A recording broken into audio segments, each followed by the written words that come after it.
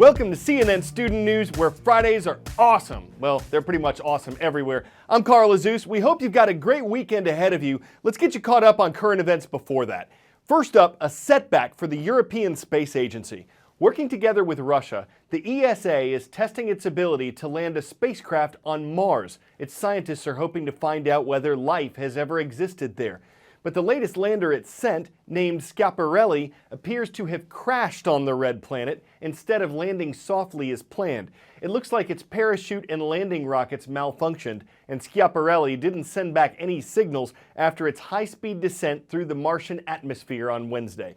This wouldn't be the first lander the ESA has lost on Mars, but the agency says another part of its $1.5 billion mission involving a craft that's orbiting Mars is working. And ESA officials are moving forward with plans for a bigger project. They want to send a rover to Mars in 2020. Next to the Philippines, the Pacific Island nation's been hit by 2 typhoons in 1 week, and both of them were the equivalent of Category 4 hurricanes. At least 3 people were killed last Sunday when Typhoon Sarika made landfall in the northern Philippines. Thousands had to leave their homes. And then on Thursday, the cleanup began again, this time from a typhoon named Haima. It hit the northeastern Philippines, affecting crops, buildings, and as many as 2.7 million people in some way. Both systems were headed to China afterward, where hundreds of thousands were evacuated and recovery teams were deployed. Meantime, a political storm is brewing between the Philippines and the U.S. Philippines President Rodrigo Duterte has spoken out recently against U.S. President Barack Obama. And though the U.S. and the Philippines historically have been allies, President Duterte appears to be pivoting, realigning his country more closely with China. During his visit to China on Thursday, he announced his, quote, separation from the United States. Analysts are trying to figure out what exactly that means. Militarily, the United States and the Philippines are treaty allies with a mutual defense obligation.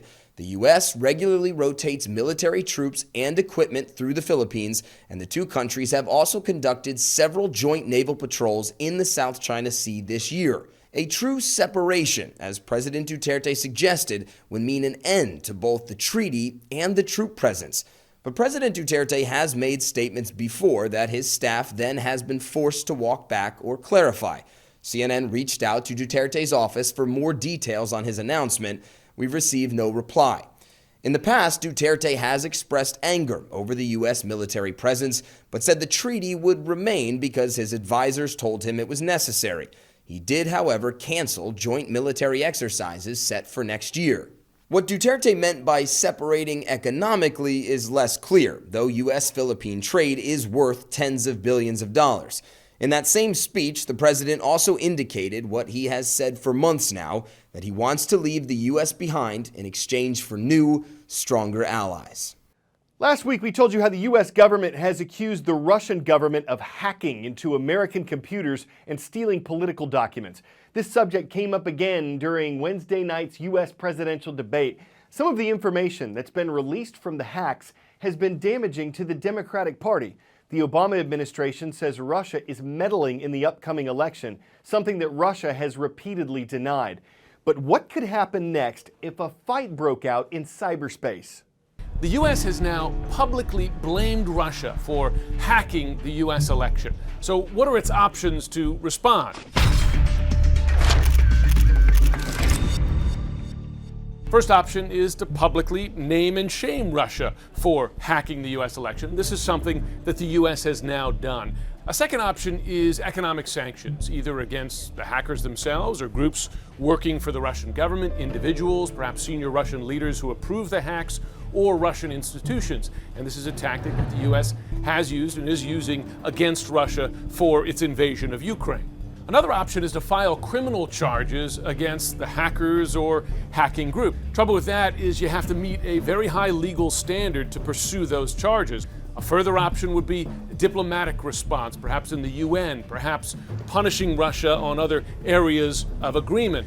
Final option, perhaps the most serious, would be to attack back in the cybersphere. And again, a whole range of options here. This could be limited, hacking the hackers, going after the groups that are carrying this out.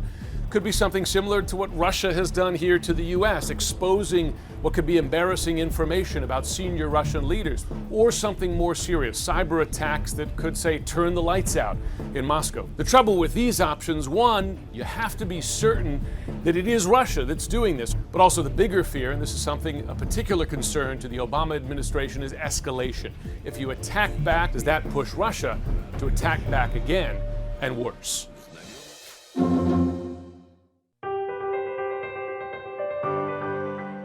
You don't have to look too far to see examples of cyberbullying, particularly at the grade school level, or the programs that try to reduce it. But as an 8th grader, Matthew Kaplan came up with his own program, a workshop to help his younger brother. And that led to something that's been shared with more than 4,600 middle school students, mostly in Arizona. School is supposed to be this positive place where people can be themselves. And when you're bullied, you feel like you're on the outside. You feel alone. My younger brother Josh and I were always really close. In middle school, Josh started to receive text messages and emails telling him that he was stupid and worthless. So I took action. In 8th grade, I decided to create a program just for my brother's class. The B1 project is an interactive program for middle school students. We start the day with icebreaker games to get kids up, meeting new people. We're each going to take time to share a little bit more about ourselves. And as we build that sense of trust and community, if you really knew me, you'd see that. Then we slowly start to incorporate elements of anti-bullying. I act very kind of outgoing so that I don't have to talk about the harder stuff. The program just brings people together. If you have ever received a text message that had a hurtful message, when kids see that their classmates have similar struggles, they realize that they're not alone. So put your ones up if you're willing to be open to creating the school environment that you want to see. Everyone should be able to go to a school where they feel valued and accepted by their classmates. And I want to make sure that they can.